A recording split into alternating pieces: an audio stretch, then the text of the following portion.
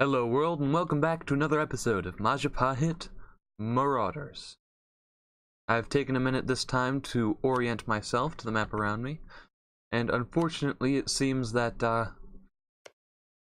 our subject over here has lost his claim on Ternate, which is a shame. So what we're going to do about that is simply set him of vital interest and hope that Tidor fabricates another claim. Now, they're a diplomat, so honestly, odds are they aren't going to be fabricating that claim. So we're going to have to find another way to spend up our manpower other than war with Ternate. So we have a couple of options. We have Bhutan, who still has the best leader in the world. We sort by overall pips, and it's not even just the best leader in the world by a little bit, or technically because of pips he's the best leader in the world. He has more than 50% more pips than the closest general, and they're in a really good places. So we won't be invading Bhutan either for the time being. I wonder, does it say? It doesn't say when they were created, but they've been around a few years, so hopefully they will die soon enough. That being said, so Bhutan is one of our options, but due to the general, it's not a great one, because we'd be taking a 7 pip disadvantage. Because we'd be, no matter what, we're getting a straight crossing. Our leader only has 1 shock versus 6. Even being on a better tech than them, which they also out-mill tech us now that I checked, even that wouldn't be enough. And Tech 6 is actually a pretty important technology, so it's hard. Bhutan is not. We aren't going to be fighting them for a while now. Another option here is Kutai. They are allied with Madhyas, who I discussed in the last episode a little bit. I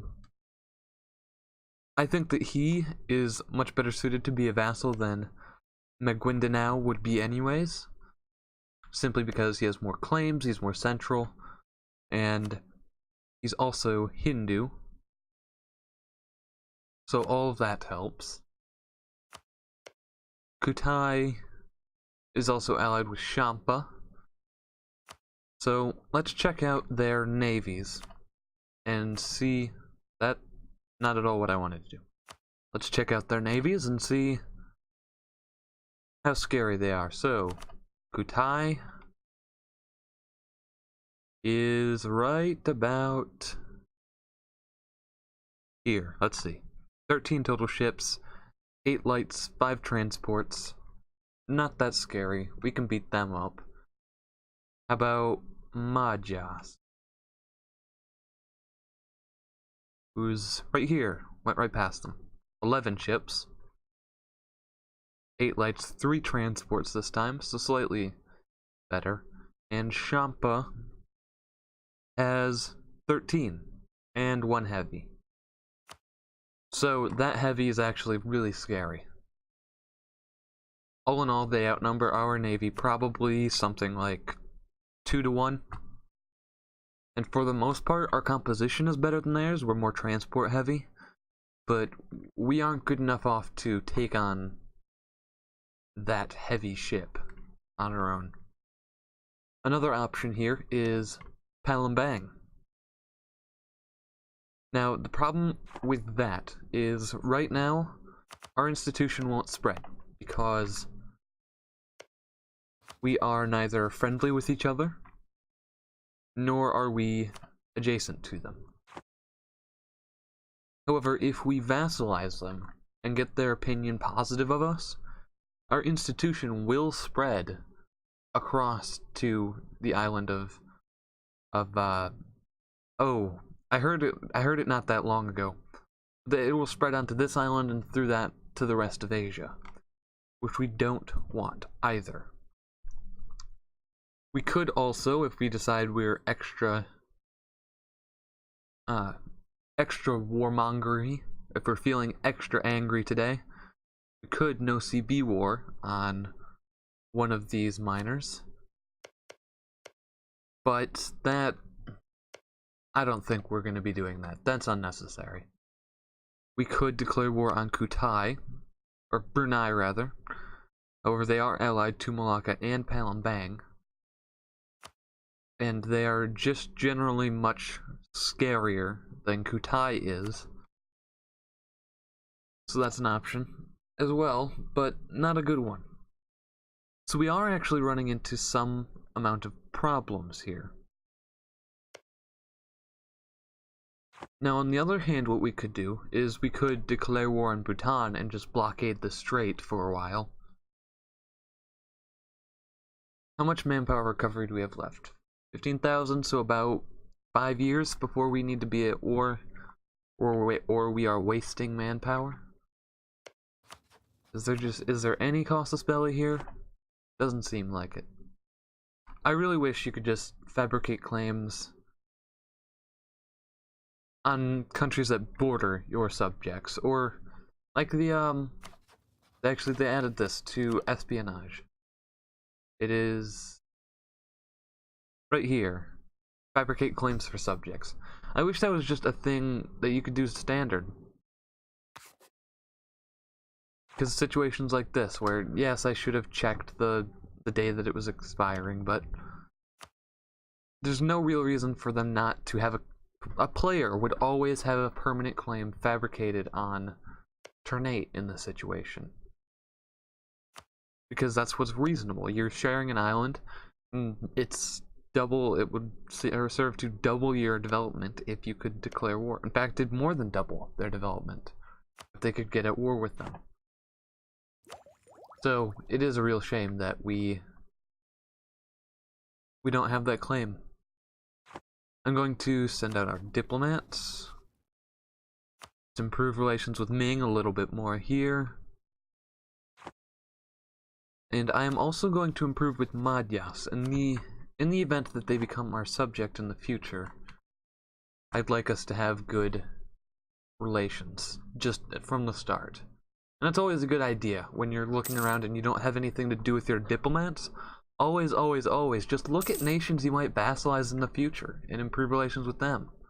Because it's so much nicer to take them and have them be loyal from the start than it is to have to spend 5 years improving relations and gifting things in order to get them back up. We will certainly be improving our ruler. I should have checked his age first, but he is nice and young.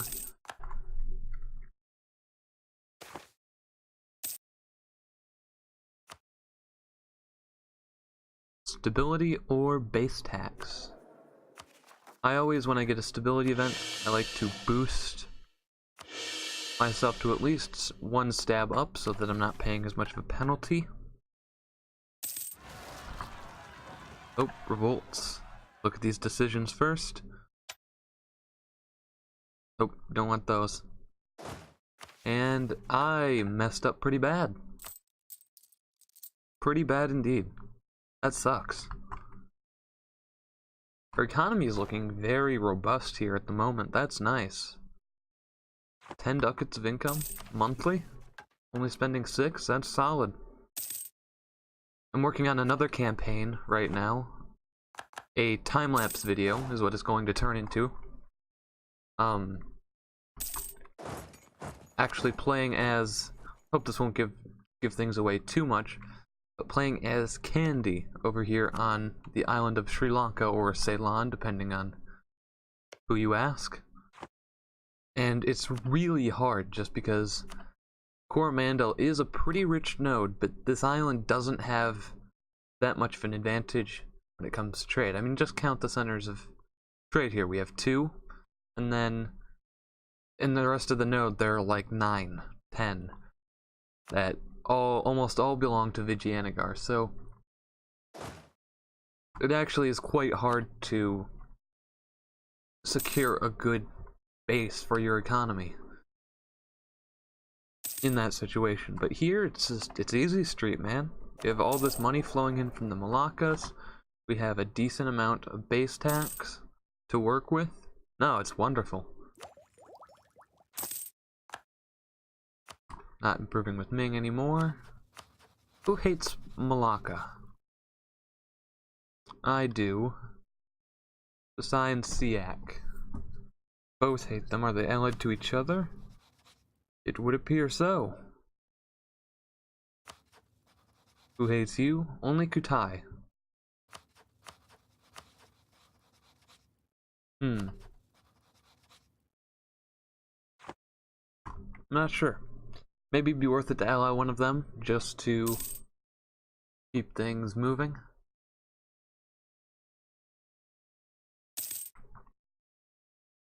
I'm just waiting a little bit for these separatists to walk into me.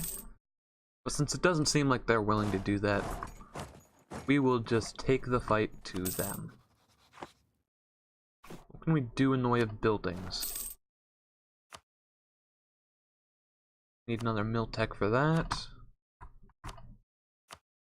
Probably shouldn't be on speed 5 here, in case I missed something. Trade's nice. And that's something that would improve our income quite substantially.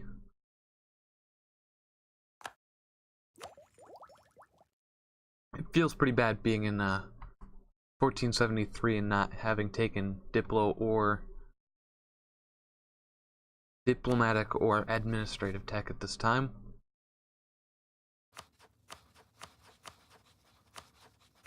I mean, might as well improve relations here, right? No real reason not to. It always annoys me because it seems like the AI never gets the -60 penalty to join war due to opinion of X nation. They do get the they do clearly get the -20, but I've never seen a situation where the AI gets a -60 penalty to calling in an ally due to opinion of the target of the war. I do want to wait as long as possible to embrace the institution, so it'll spread slower to Palopo and thus slower to Kutai and Brunei. And so that's why I haven't embraced it yet, despite having the money. And that's also why I haven't taken these tech yet. If I were getting the unbalanced research penalty, I would just pay the Diplo, or yeah, I'd pay the money and tech up immediately. However, it's not that big a deal to wait. We're not really sacrificing all that much. Just some extra building time. Unfortunately, it seems like this is going to be another less eventful episode. There's not really a ton I can do about it, other than declare a reckless war. Oh! Never mind, Tidor decided to fabricate. Awesome.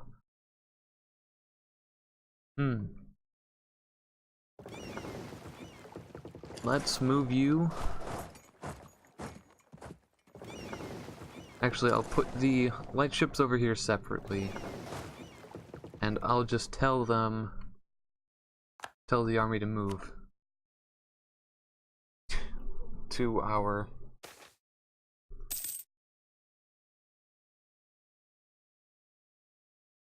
manpower or tax.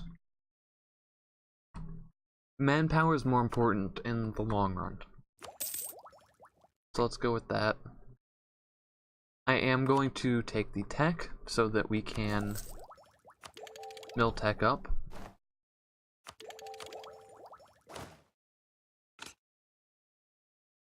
Oh, is that?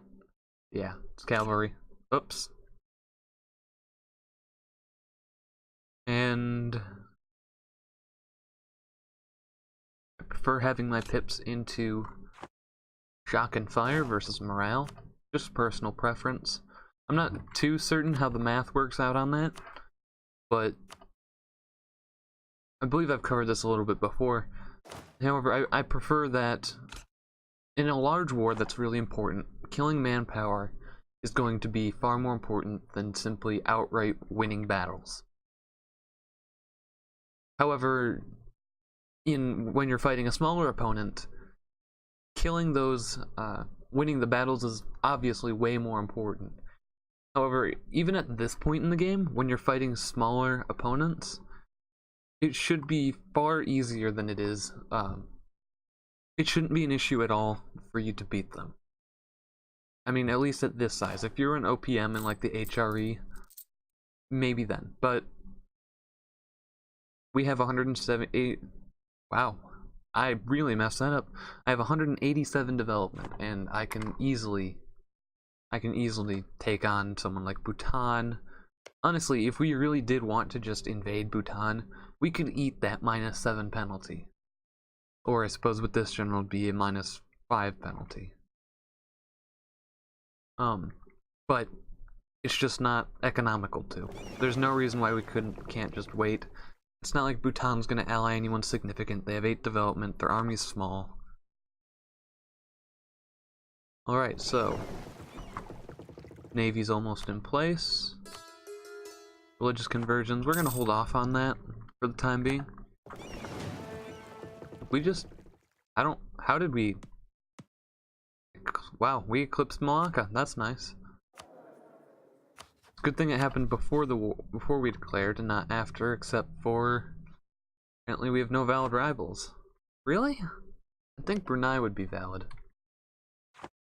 Alright, so... Actually, I think right before we declare this war, I'm going to end the episode here. Sorry guys for, again, another less eventful episode. But I don't want this to go too long, and this war will take a fair amount of time. So, that's all I have for you today. If you have any comments or criticisms, any ways to improve the audio or overall quality of the channel, please leave it in the description. Not in the description, that's me. Please leave it in the comments below. I am not made of glass. You're not going to hurt me by leaving any criticism. Overall, I'd just love to hear it. So that's all for now. Goodbye, world, and we'll see you next time.